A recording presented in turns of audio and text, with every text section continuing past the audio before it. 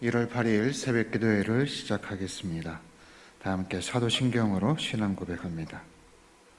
나는 전능하신 아버지 하나님, 천지의 창조주를 믿습니다.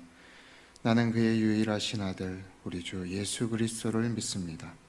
그는 성령으로 잉태되어 동정녀 마리아에게서 나시고 본디오 빌라도에게 고난을 받아 십자가에 못 박혀 죽으시고 장사된 지 사흘 만에 죽은 자 가운데서 다시 살아나셨으며 하늘에 오르시어 전능하신 아버지 하나님 우편에 앉아 계시다가 거기로부터 살아있는 자와 죽은 자를 심판하러 오십니다. 나는 성령을 믿으며 거룩한 공교회와 성도의 교제와 죄를 용서받는 것과 몸의 부활과 영생을 믿습니다. 아멘.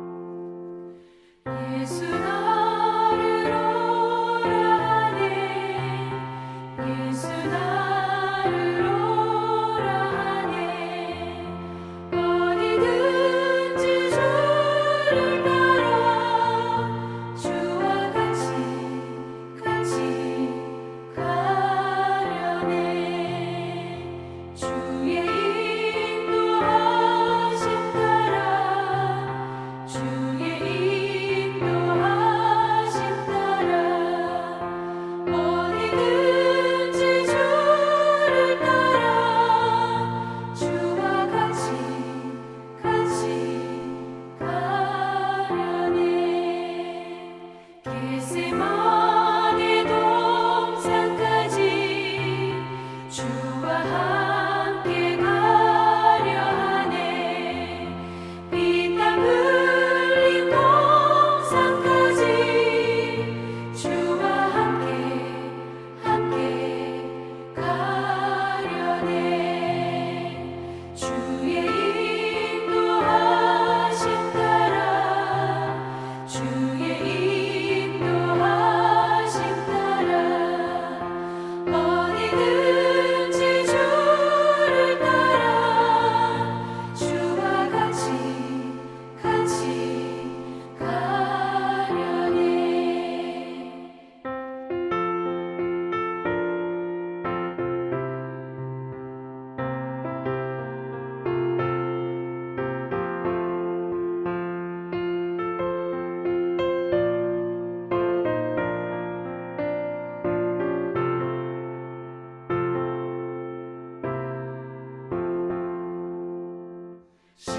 심판하실 자리까지 주와 함께 가려 하네 심판하실 자리까지 주와 함께 가려네 주의 인도하심 따라 주의 인도하심 따라 어디든지 주를 따라 주와 같이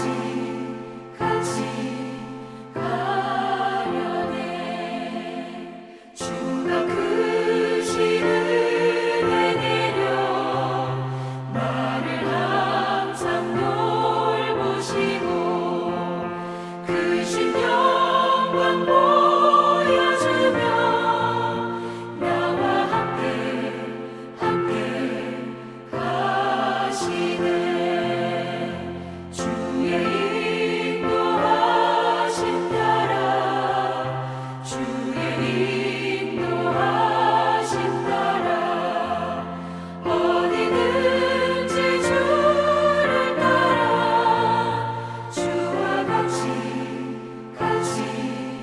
가려네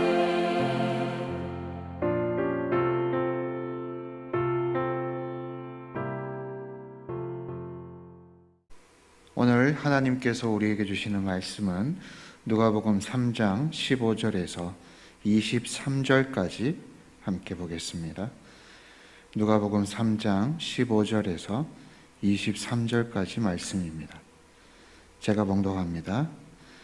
백성들이 바라고 기다림으로 모든 사람들이 요한을 혹 그리스도신가 심중에 생각하니 요한이 모든 사람에게 대답하여 이르되 나는 물로 너희에게 세례를 베풀었거니와 나보다 능력이 많으신 이가 오시나니 나는 그의 신발끈을 풀기도 감당하지 못하겠노라.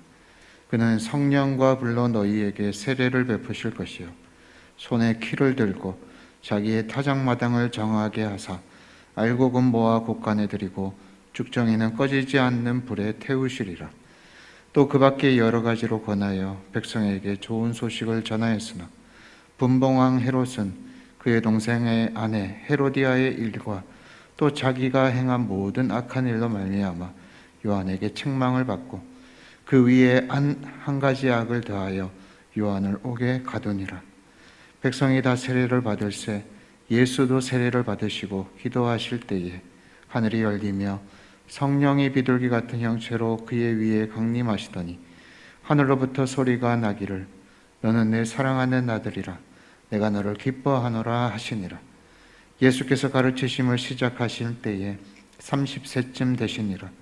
사람들이 아는 대로는 요셉의 아들이니 요셉의 위는 헬리요. 아멘. 오늘 본문은 예수님의 세례와 족보에 관한 말씀입니다. 사람들은 예수님의 오심을 준비하던 세례 요한을 보고 그가 그리스도일지도 모른다, 그가 우리의 구원자일지도 모른다라는 생각을 하게 됩니다. 세례 요한은 이러한 분위기를 읽은 듯 16절에서 우리가 잘 알고 있는 겸손한 발언을 합니다. 자신은 예수님의 신발끈을 풀기에도 감당하지 못할 정도로 낮고 낮은 사람이다라는 것입니다. 당시에 신발끈을 푸는 것은 노예가 하는 일이었습니다. 세례 요한은 자신이 예수님의 노예라고 부르기에도 부족할 만큼 자신의 뒤에 오실 예수님의 존재가 크고 위대하다고 전하고 있는 것입니다. 어제 나누었던 것처럼 세례 요한은 자신은 드러내지 않고 메시아이자 전하고자 하는 최종 목표인 예수님만을 드러내기 위해 노력하였던 것입니다. 지금 우리의 사회는 기회만 있으면 나 자신을 나타내고 자랑하는 시대입니다. 자기 자신에 대해 자부심을 가지고 사랑하는 것은 너무나 중요한 부분, 꼭 필요한 부분이지만 신앙인으로서 진정한 미덕은 겸손히 나를 낮추고 하나님만 드러내는 것이다 라는 것입니다. 세례 요한은 예수님이 오시게 되면 알곡과 쭉정이는 구분하여 심판으로 이끄신다라고 전하고 있습니다. 그는 예수님의 사역을 잘 알고 있었습니다. 18절의 말씀처럼 예수님은 당시에 사람들이 듣기에 전한 좋은 말도 18절의 말씀처럼 그는 당시에 사람들이 듣기에 좋은 말도 전하였습니다. 그러나 17절의 말씀처럼 때로는 무서운 심판의 말씀도 전했습니다. 그는 예수님의 사역과 오심을 오로지 전달하는 전달자였던 것입니다. 간혹 우리가 하는 실수가 무엇입니까? 우리가 메시지가 아니라 우리는 메신저다라는 것입니다. 여러분, 우리는 메시지를 전하는 자일 뿐입니다. 우리 자체가 메신저가 되어서는 안 됩니다. 하나님의 말씀을 대신 전하는 자이지 우리의 말이 하나님의 말이 아니라는 것입니다. 하나님의 메신저로서 요한은 자신의 사명을 잘 감당했던 것입니다.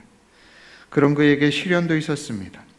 분봉왕 헤롯이 자신의 제수인 헤로디아와 결혼하자 그에 대해 선지자로서 비판을 했고 그로 인해 감옥에 갇히게 된 것이었습니다. 우리는 이 사건을 통해 하나님의 선지자가 하나님의 선지자로서의 살아가는 그 사역의 범위가 얼마나 넓은지를 보게 됩니다. 소위 말하는 기독교와 관련된 일련의 사역들만 선지자가 감당하는 것이 아니라 세상의 부조리와 잘못된 현실에 대해서도 선지자가 해야 할 말은 해야 하는 것입니다. 하나님은 기독교만의 하나님이 아니라 세상 전체를 다스리시는 하나님이시기 때문입니다. 다만 지금과 같은 현실에 우리는 무엇이 진실인지 무엇이 거짓인지 모호한 시대를 살아가고 있다는 것, 이것이 우리에게 쉽지 않은 것입니다. 그래서 더욱더 분명한 분별력을 갖추고 세상을 바라봐야 할 것입니다. 세례 요한이 옥에 갇히기 전 예수님도 세례 요한이 나와 세례를 받으셨습니다. 예수님이 세례를 받으실 때에 삼위일체 하나님이 이 사건 안에서 다 등장하시죠. 성자이신 예수님에게 비둘기 같은 성령님이 강림하십니다. 그리고 하늘로부터 성부 하나님의 음성이 들립니다. 이는 내 사랑하는 아들이라 내가 너를 기뻐하노라. 눈으로 보고 또 귀로 들을 수 있는 이 명백한 사건이 예수님의 세례를 통해 드러난 것입니다. 예수님은 세례를 받으심으로 본격적인 공생의 사역을 시작하셨습니다. 참 재미있는 것은 성부 하나님이 예수님을 향해서 외쳤던 메시지라는 것입니다. 예수님을 향해서 뭐라고 외치셨습니까? 이는 내 사랑하는 아들, 그리고 너는 나의 기쁨이다 라고 말하셨습니다. 여기에 대해서 우리가 알 수 있는 것은 성부 하나님은 목적 중심의 하나님이 아니라 관계 중심의 하나님임을 알 수가 있습니다.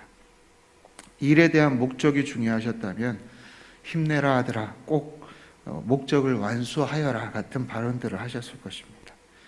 하지만 하나님은 예수님의 존재 자체를 기뻐하셨고, 그리고 그에 대한 사랑을 표현하셨습니다. 이 하나님이 우리의 하나님이며 우리에게도 동일한 고백을 하실 줄 믿습니다.